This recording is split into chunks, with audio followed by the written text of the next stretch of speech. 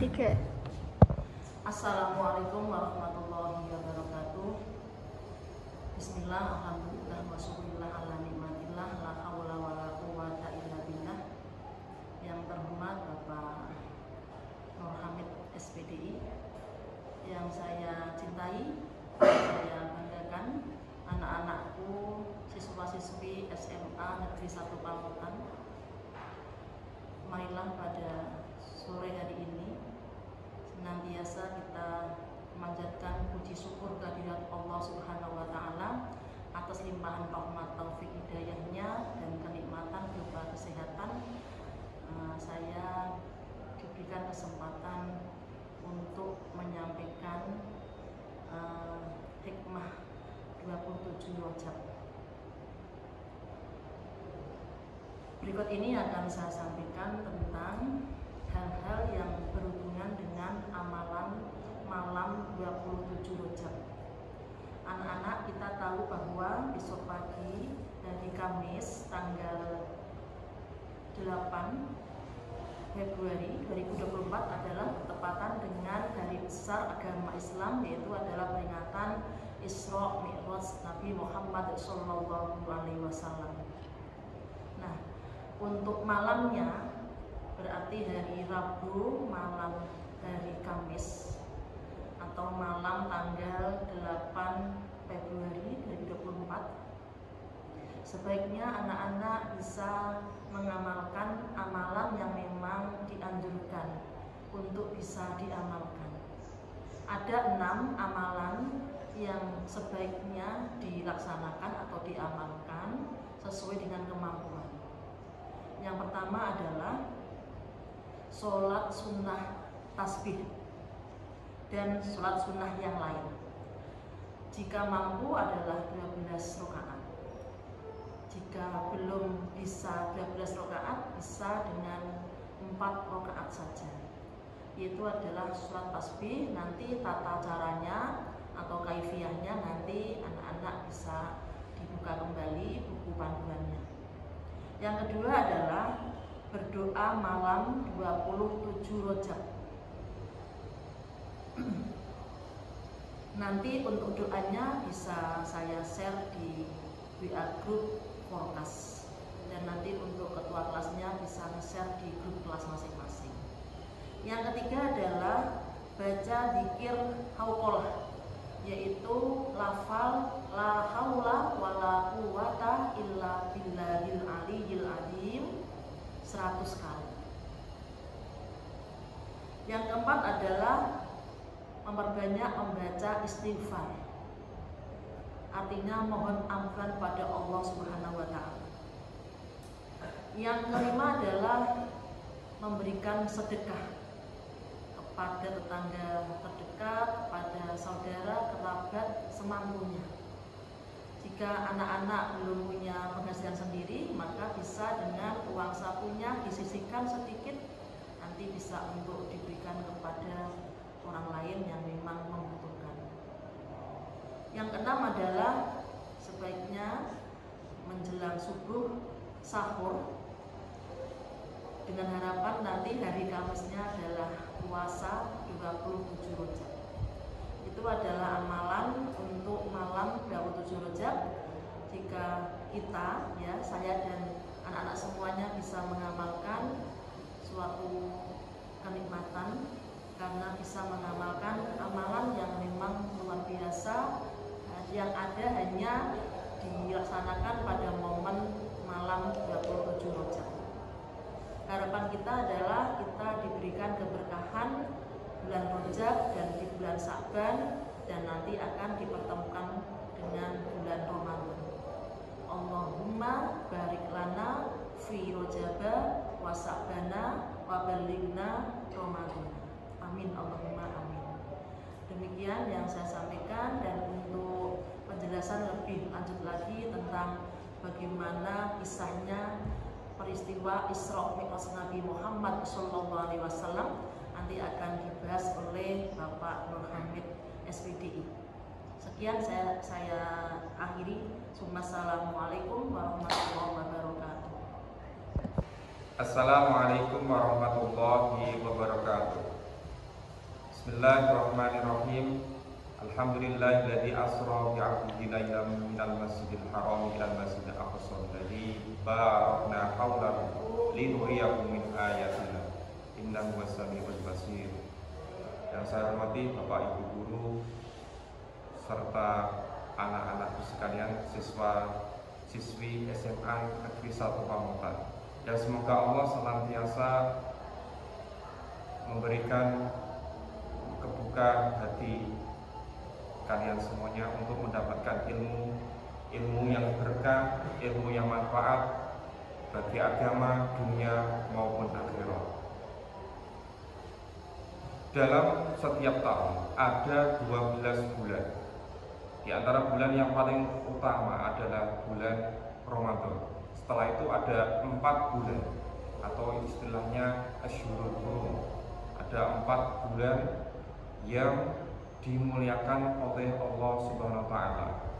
Orang yang beribadah satu pada bulan tersebut 4 tadi, sama juga ibadahnya dilipat gandakan atau istilahnya mudoa, dilipat gandakan.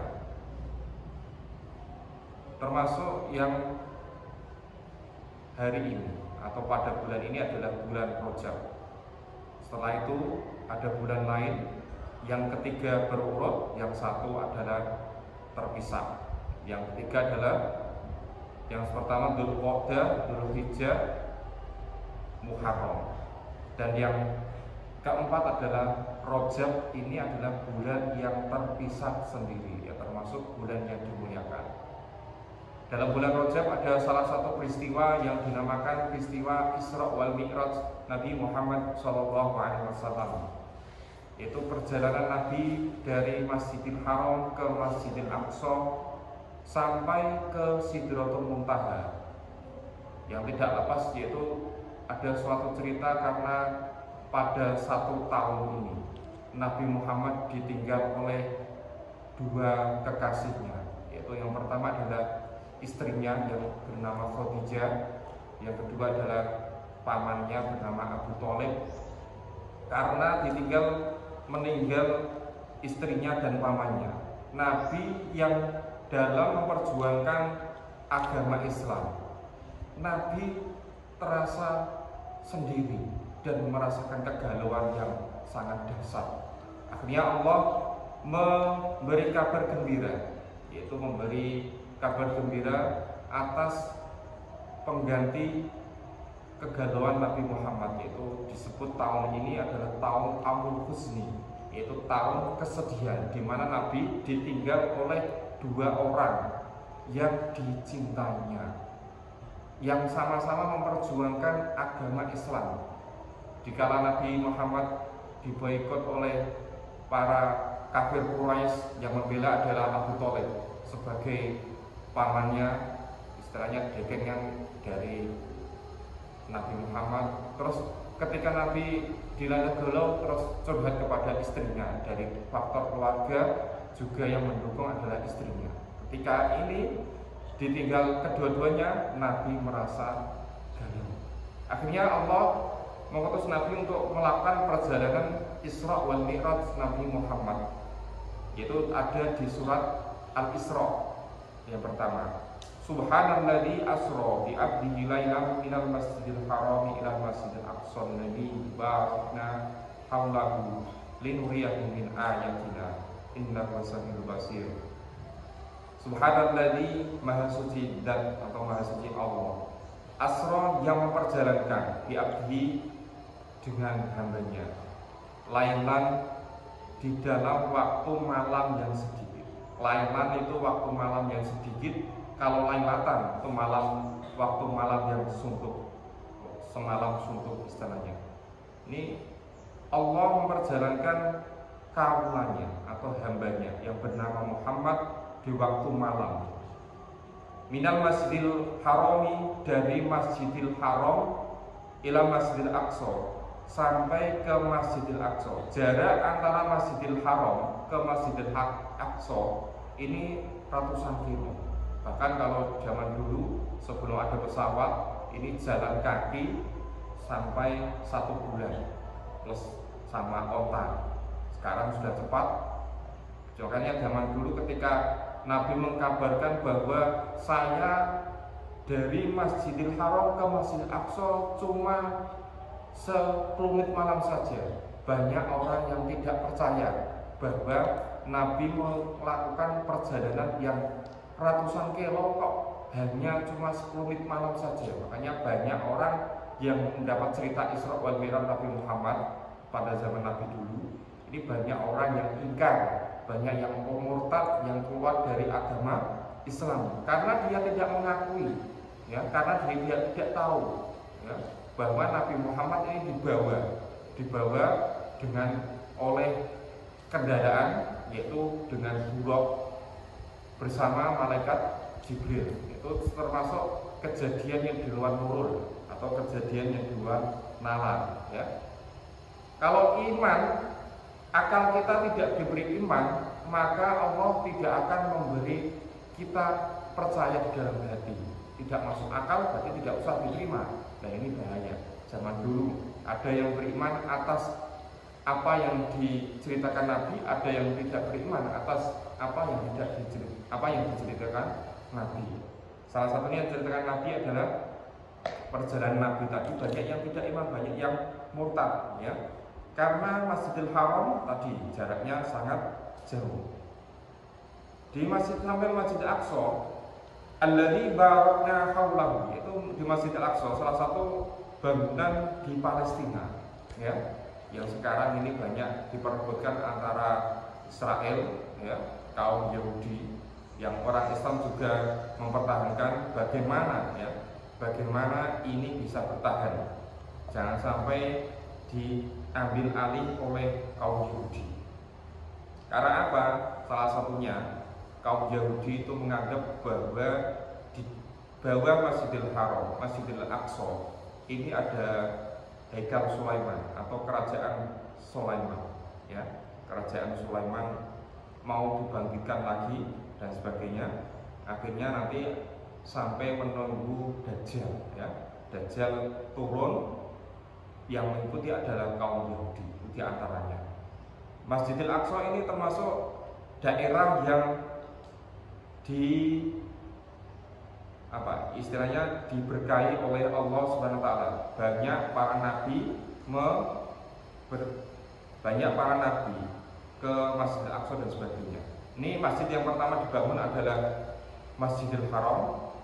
Masjid yang kedua setelah yang dibangun adalah Masjidil Aqsa di antaranya. Linuriyahu min ayatina, ya, untuk menunjukkan bahwa tanda-tanda kekuasaan Allah itu sangat nyata bagi orang yang beriman. Tapi kalau bagi orang yang tidak beriman tidak nyata, tapi tetap tidak beriman. Itu salah satu apa? Salah satu iman kepada Isra wal Mi'raj Nabi Muhammad sallallahu alaihi wasallam. Di dalam sebab dari Isra wal Mi'raj Nabi Muhammad, di antaranya, ya, sebab kisah itu wa amma sabab mi'raji fa huwa annal ardu iftaqarat ala samai faqat al ardu anna minni. Di antara perjalanan Mi'raj, sekarang kita bahas Mi'raj Nabi Muhammad dari Masjidil Aqsa ke Sidratul Muntaha. Ini antara bumi dan langit ini pada perselisihan. Perselisihan gimana? Kata bumi, saya lebih baik daripada kamu, wahai langit. Karena apa? Karena di dalam bumi ada desa, ada negara, ada pulau, ada bihara, ada istilahnya laut, ada sungai, ada gunung dan sebagainya. Terus terus yang sama atau langit ini juga menunjukkan bahwa langit ini lebih mulia daripada bumi, yaitu di dalam langit ada rembulan, ada bintang, ada cakrawala, dan ada aras dan kursi, dan ada surga. Terus perdebatan lagi dari bumi. Bumi ini menganggap bahwa dia masih lebih baik daripada langit. Di bumi ada apa? Ada malaikat yang selalu datang pada nabi, yaitu ada para nabi, ada wali-wali yang diutus di muka bumi. Langit lagi berselisih pada bumi. Saya lebih baik daripada kamu. Tentang apa? Yaitu tentang di malaikat itu selalu mengelilingi arasnya Allah Subhanahu wa taala, ya. Dan di dalam langit juga ada jannah, surga. Di surga juga ada para arwah, para anbiya dan rasul. Ini di dalam langit. Terus akhirnya pada titik temu, titik terakhir, bumi membanggakan bahwa di dalam bumi ada seorang yang paling utama di antara makhluk yang lain, yaitu apa? Nabi Muhammad, baginda Nabi Muhammad Sallallahu Alaihi Wasallam, yaitu Nabi kita semuanya. Nabi akhir zaman, Nabi walaupun akhir zaman, tapi masuk surganya besok yang paling duluan beserta umatnya. Umat-umat yang terdulu yang paling belakang, umatnya nabi-nabi yang terdahulu juga yang paling belakang. Ini salah satu keutamaan Nabi, sebab Nabi kok diangkat ke Isra Mi'raj atau sampai ke Sidratul Muntaha. Akhirnya langit meminta kepada Allah bahwa manusia yang paling utama di muka bumi ini agar dinaikkan ke Sidratul Muntaha atau ke langit, ya, ke langit. Di antara oleh-oleh Isra wal Mi'raj Nabi Muhammad SAW. Kita jangan terlalu panjang, nanti kalau panjang waktunya habis. Ini Isra wal Mi'raj Nabi Muhammad SAW. Ini ada membawa oleh-oleh yang bernama sholat, ya. Kalau ibadah yang lain seperti zakat turunnya ayat, seperti puasa turunlah ayat, mau lewat malaikat Jibril diturunkan kepada Nabi Muhammad. Tapi kalau masalah sholat, Nabi Muhammad harus datang menemui Allah, ya, datang menemui Allah dan melakukan perjalanan Isra wal Mi'raj, ya. Yaitu oleh-olehnya adalah sholat 5 waktu yang waktunya dulu itu ada 50 sholat, di voting atau dikurangi 5 sampai menjadi 5 waktu. Walaupun 5 waktu ini sholatnya pahalanya sama juga, melakukan sholat 50 waktu. Makanya umatnya Nabi Muhammad termasuk salah satu umatnya Nabi Muhammad, amalnya itu selalu dilipat gandakan sesuai momentum atau sesuai dengan bulan atau sesuai dengan harinya. Ini selalu dimutu'ab atau istilahnya digandakan oleh Allah Subhanahu wa taala. Maka dari itu anak-anak sekalian, ya, ini sholat 5 waktu ini jangan sampai kita lalaikan, ya, karena perjuangan Nabi Muhammad mendapatkan, ya, syariat agama Islam yang bernama sholat 5 waktu, makanya jangan sampai kita lalaikan. Maka kita jangan sampai melalaikan yang namanya sholat 5 waktu ini. Nah, kita juga harus mempelajari tata caranya sholat itu gimana, sholat yang benar itu gimana. Sebagai laki-laki itu sholatnya itu gimana, sebagai perempuan itu sholatnya gimana. Kalau tidak begitu, nanti kita sholatnya sak genai dewi. Setelah sak genai dewi berarti sesuka hatinya. Ada salah satu kisah Isra Nabi Muhammad SAW dengan malaikat Jibril ke neraka, bertemu dengan penduduk neraka. Itu salah satunya ada orang yang kepalanya dihantam oleh malaikat. Karena apa? Karena dia dosa apa yang diperbuat wahai malaikat Jibril, ya? Penduduk neraka kok sampai kepalanya kok digecek, istilahnya kalau dalam kasarannya bahasa Jawa, dipukul langsung hancur dan sebagainya. Dosa apa yang diperbuat ketika dunia? Yaitu dosa ketika dia di dunia tidak mau sholat. Maka dari itu anak-anak sekalian harus, yang asalnya malas sholat, dengan cerita ini kita harus semangat lagi tentang sholat. Sekian dari saya, semoga Allah selalu menjaga kita tentang sholat kita dan memudahkan kita untuk mengerjakan sholat lima waktu, ya, terutama sholat dengan berjamaah. Sekian, Assalamualaikum warahmatullahi wabarakatuh.